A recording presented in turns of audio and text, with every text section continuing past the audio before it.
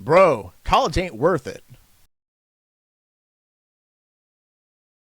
The scam of college continues to baffle me and baffle other people who are older, who are in their 30s and 40s, who know better. Because career stupidity runs among the younger people. And who takes advantage of career stupidity more than anybody else? Colleges. And not saying that college is bad if it's part of your career plan, if it's part of what your career roadmap is, to go to college, to get the degree you need, to get the job you need, or to get the job that you want. Go for it. If that's what you need, go do it. However, there certainly is a lot of career stupidity in when it comes to college and what value college has for you as a job seeker. The quick answer, of course, is it provides almost none.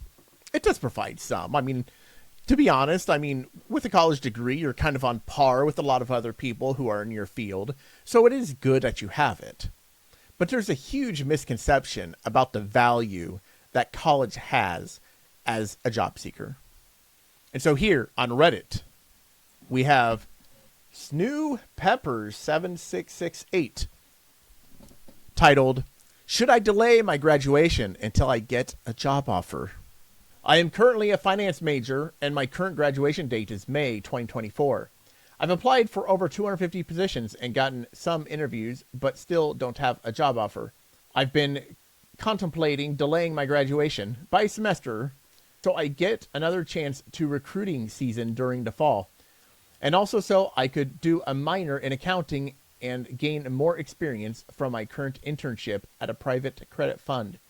By the time I graduate, I'll have over a year of experience. Tuition is not currently an issue since I get financial aid." Okay. All right. Also, current goal is to break into commercial banking as credit analyst. So my question is this a risk that is worth taking, or should I just graduate? Written by a true college student, you could tell. So let's unpack this a little bit. First of all, financial aid.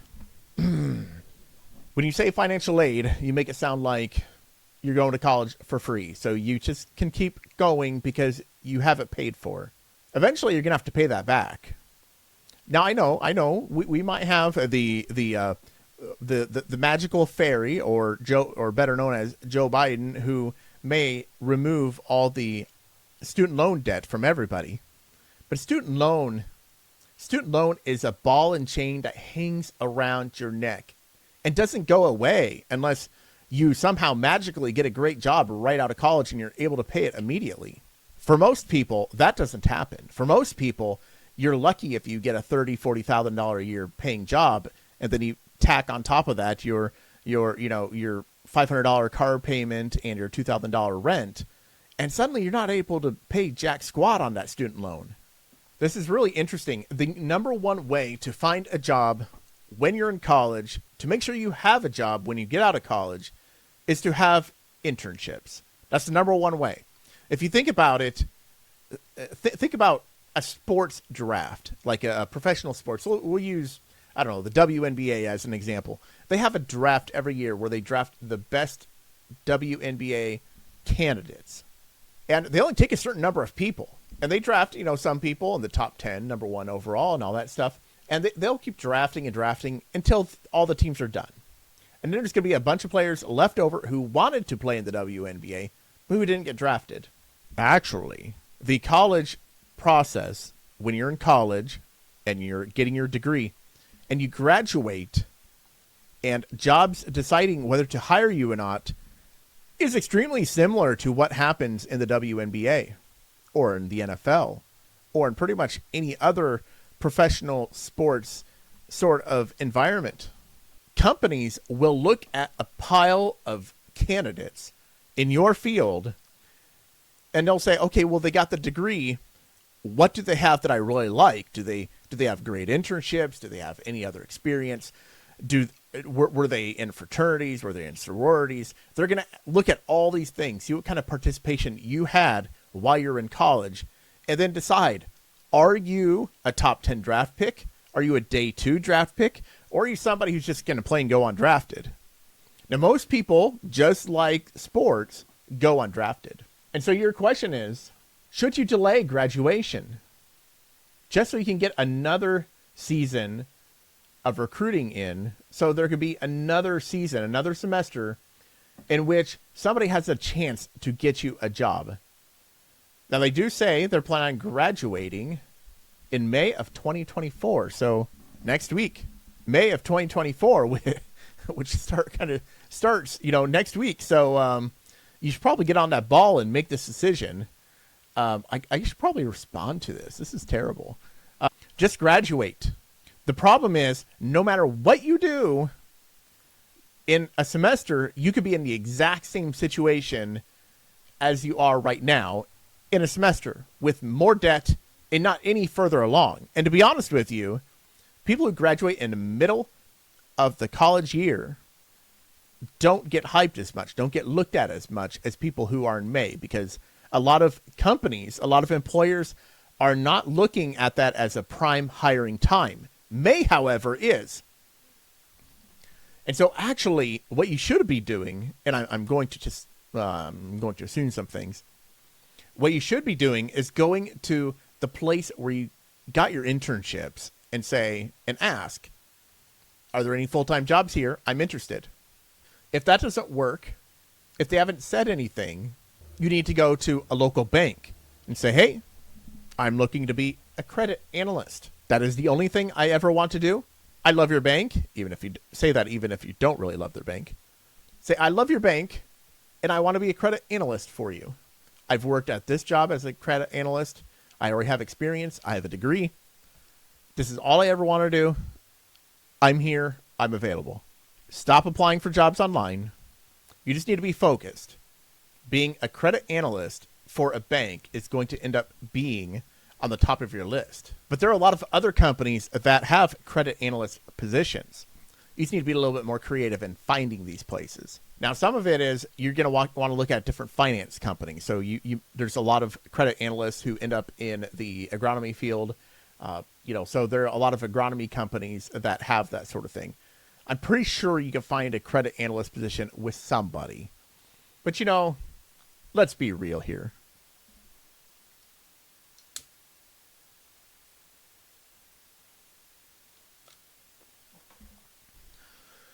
There's some reason that you're not getting hired by the company that you have an internship with. Is there something about you that's making it difficult for somebody to hire you? Why isn't the company that you internshiped with hiring you? They don't say on here. They say they're interested in commercial banking as a credit analyst, so you already have that figured out. Don't deviate from that plan. Be a credit analyst. But is there something about you that they don't like?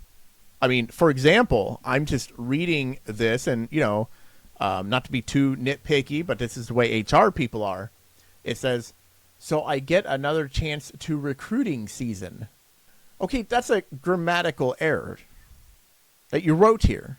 And I think I saw, I read another 2 or 3 that were in this one little paragraph. So there might be another reason that you're being overlooked.